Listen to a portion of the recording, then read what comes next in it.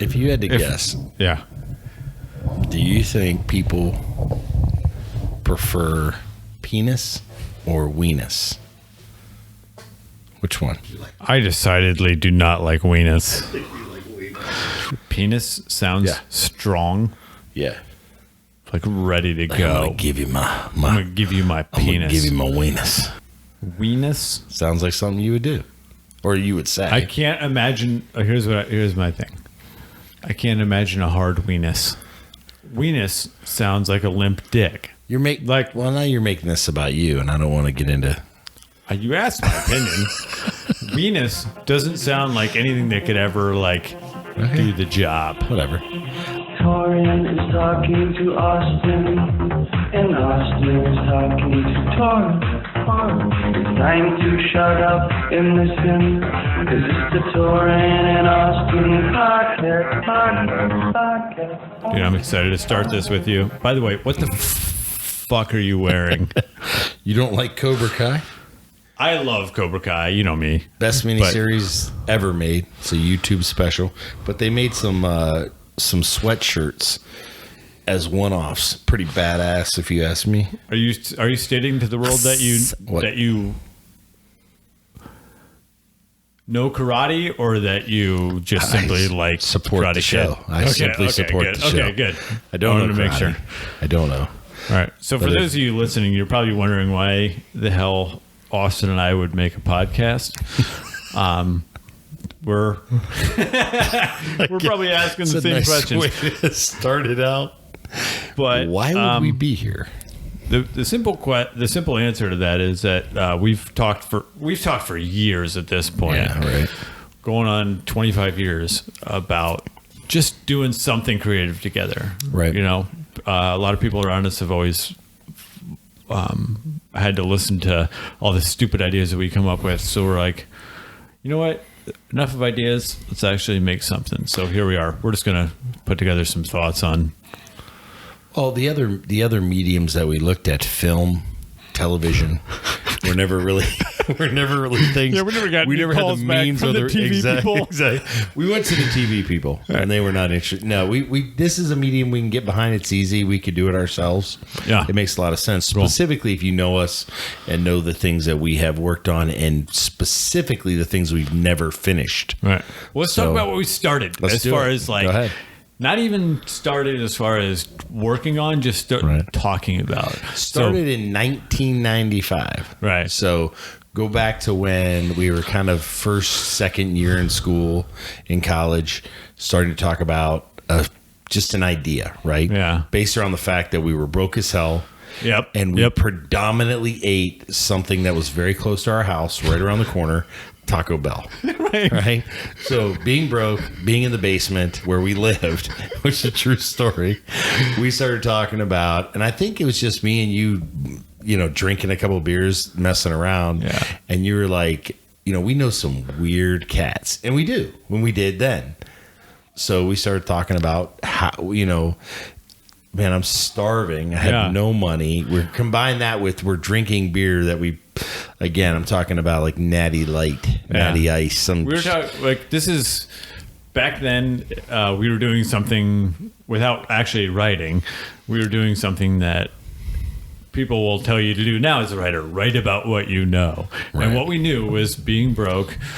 And eating fast food, and that's what we got by on. We had to store. We had a concept of what do we have? It was about two dudes, starving, had a couple dollars to their name, and just wanted to make the trek from their home.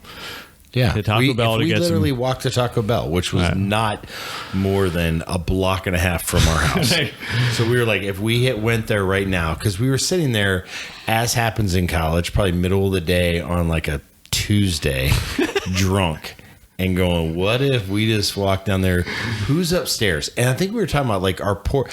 If you know our house, our porch was like a big congregation area. Everybody would hang out, and we knew we'd run into some people, and we literally between the two of us probably had $1.37 to our name. But we specifically talked about this in the concept of like a film about two guys like us that did it. And so we did what most artists don't do, which is talk about it. Most artists just do it. Right. Like, we just talked about it. We talked about it in front of everybody we knew.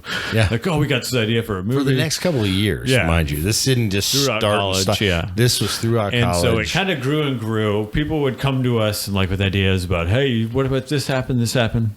And so obviously we never...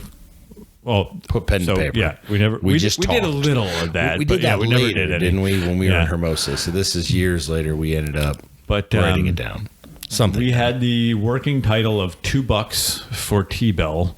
So $2. It was two dudes that had $2 to spend on some Taco Bell. They just wanted to get to Taco Bell. Very creative. And on the way to Taco Bell, all these misadventures happened. Right. And so if you're listening to this and you have any cinematic knowledge, you probably can guess that A, we never made this movie, and B, somebody else made something very, very similar. So fast forward about when did that movie come out? In the early 2000s? That's what I was looking at. I was going to find out because Harold and Kumar Go to White Castle was released on July 30th, 2004. Okay. So it was, 2004. But here's why I remember that. This is why I thought it was a little later than when we moved to California. So in the September of 2001, Torin moved from New York to California, and we lived in Hermosa Beach. And we were still talking about Two Buster T-Bell, and he had moved to California to talk more about what's the next thing. Remember, we had talked about, like, what are we going to do? What is something we can do? The thing that had happened at that time is I was about roughly a year into a career that was going to ultimately be my next 20 years. But the reality was, we didn't have the means or resources to find a way to introduce this concept to anyone anyways. But we did have a camera. We did have a camera. So instead of $2 for T-Bell, the making of $2 for T-Bell started. And we tried to... Can we explain to them what this means? Yeah, get after it. We're like, all right, we don't have the means to, like, create a script, hire... producers, actors, equipment, and all this stuff. So, like, what if we did something with this camera that we now have? And we were like, let's document us making this, trying to make this film. And it was more of a... at that time we were watching a lot of Christopher Guest movies. Right. It was mockumentary style. Yeah, we were looking at mockumentary, and we recorded some of the dumbest shit that I hope none of you listening ever see. We do have it. We do have the actual 8mm. Austin has it and has not destroyed it to my after my many requests. You cannot figure out how to play it either, though. So anyway, there's no stretcher available. No. It used to be available. It's literally, you have to find, I think, the equipment that actually play that particular technology, and I don't know anybody that has that. So we filmed some stuff. We can fast forward way past that because I don't want to talk about that. But I remember, if you say it's 04, then I'm guessing it was around 03, late 03, that I went. I don't remember what movie we went to go see. But I remember my vivid memory is coming out of a theater after watching a movie and seeing one of those big cardboard cutouts in, like, the hallway outside of the theater for Harold and Kumar Go to White Castle. Yeah. And, like, we've talked about the mixed, like, emotions that created, but, like, my first one was just a sinking feeling of, like, oh, fuck, this is what... Fuck. Like, that was my idea. And you've talked about...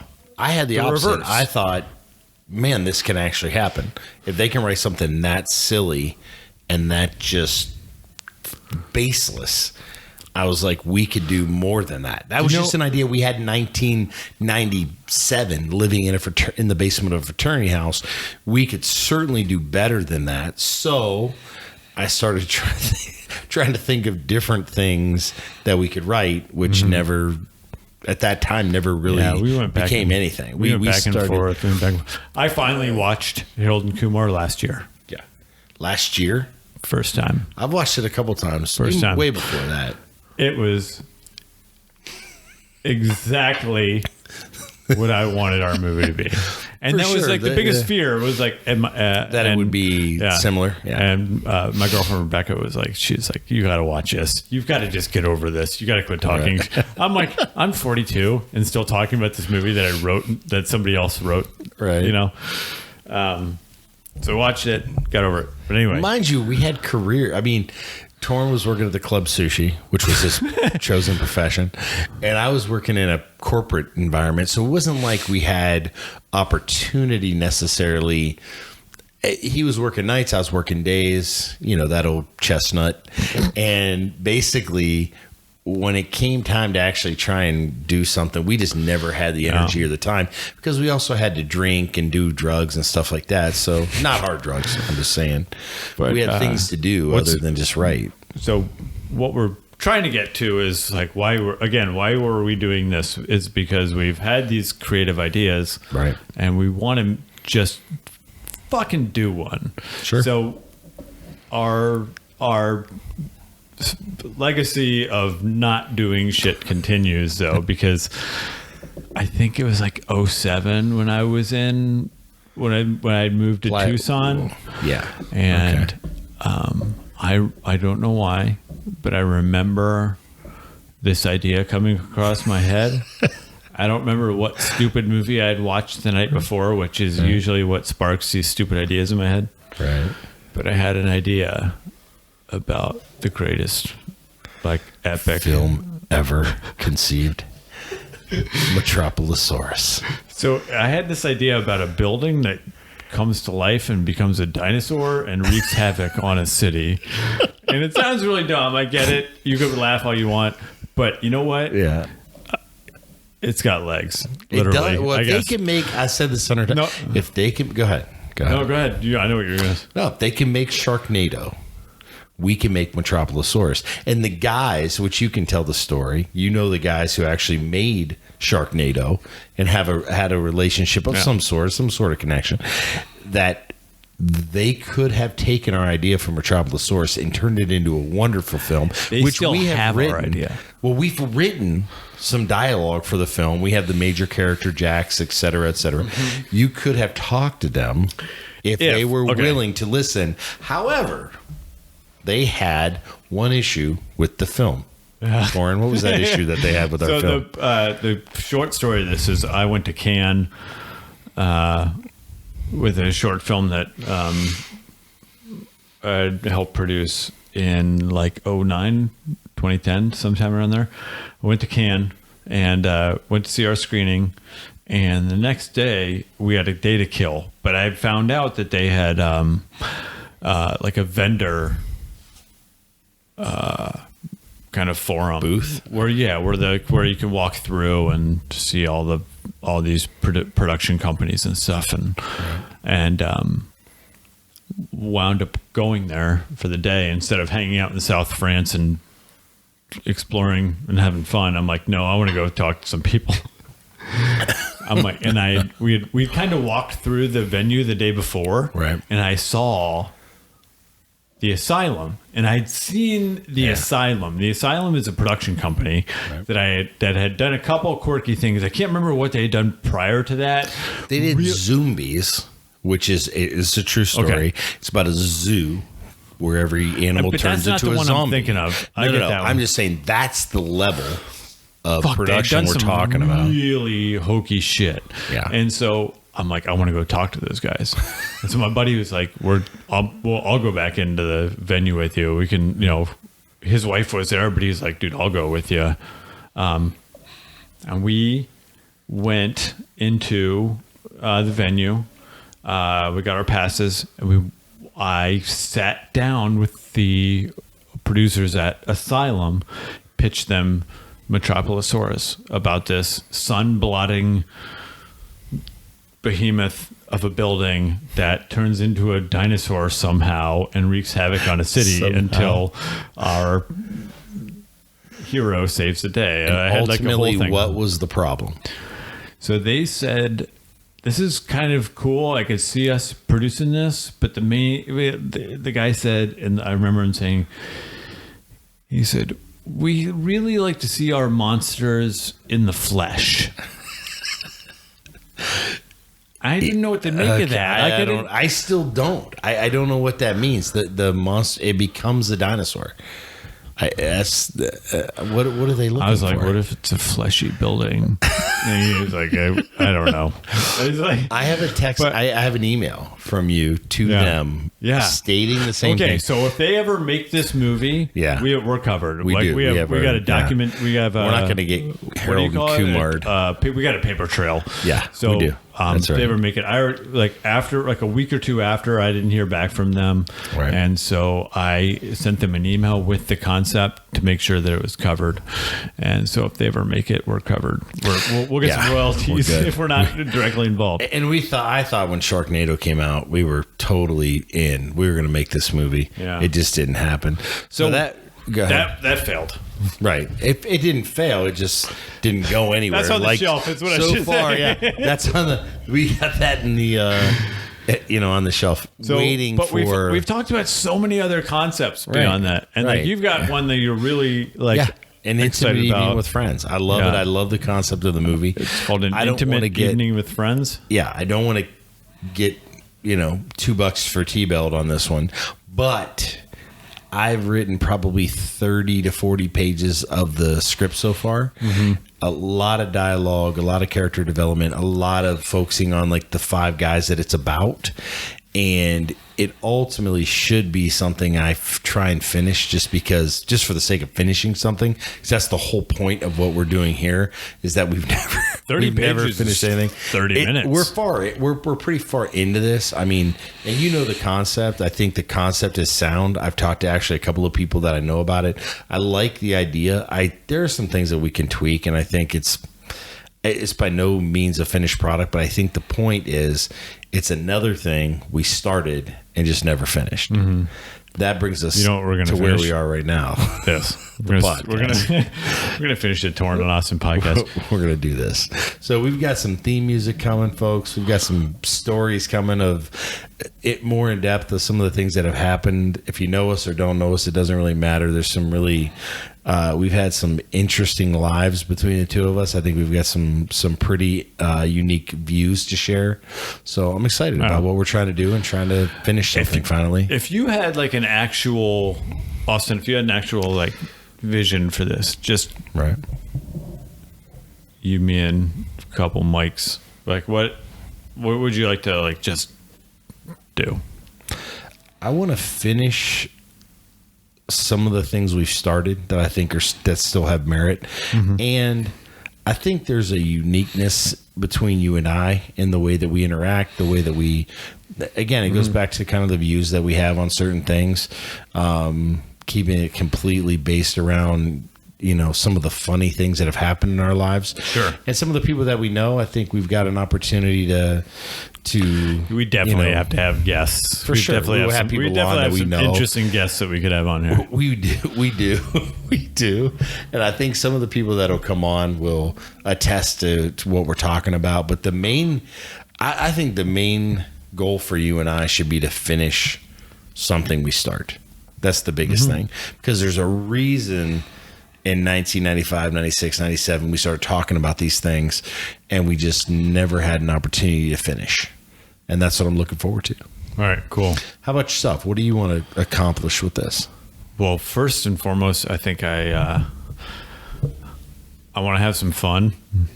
I really feel like that's kind of wrapped around everything I do anymore. Exactly. But no, I want to create something fun and engaging, and I think my favorite word I'm sorry, I'll cut it. I'll edit that out. I think what I want to create something inviting. I want to invite people in to experience stupidity and humor and literally, I want to invite people we know to come talk to us and just have a good time. We know some interesting people. We know some well-known people. Sure. Yeah. And we know some people that we just kind of want to laugh at with everybody else. I want to introduce people to these people and see if they think they're as funny as I do. Cool. I agree. So that's what we want to accomplish, and we hope you guys have fun along the way, and we hope you guys stick with us. So this is a Torin and Austin podcast. So thanks for joining us.